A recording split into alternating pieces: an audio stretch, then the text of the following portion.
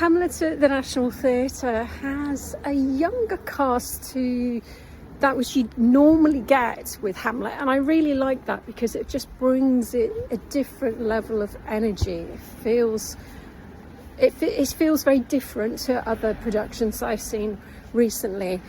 Certainly Hiran Abeysekera, who plays Hamlet, has a lot of energy. He's very youthful, he's very witty, he's quite cheeky, brings out the humour in the part.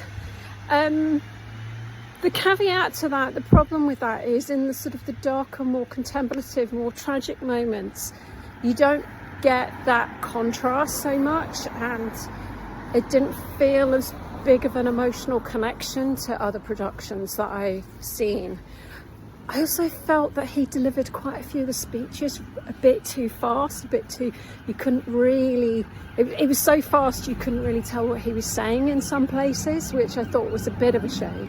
Francesca Mills, who plays Ophelia, is absolutely superb. She just brings a great energy and sassiness to that role. I thought she was absolutely excellent. Siobhan Redmond, who's another highlight as the player King. You could have heard a pin drop when she did her speech. It was like everybody just stopped to listen to her. Felt like she was a little bit wasted in what is relatively a small role. It's interesting that a production that is sort of very youthful and contemporary, and certainly you get that impression from the trailers and how it's been advertised, that it was still a very long production.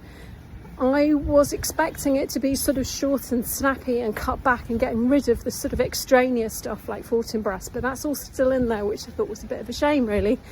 So it's a good production, but it's not going to be up there with my favourite ever Hamlets.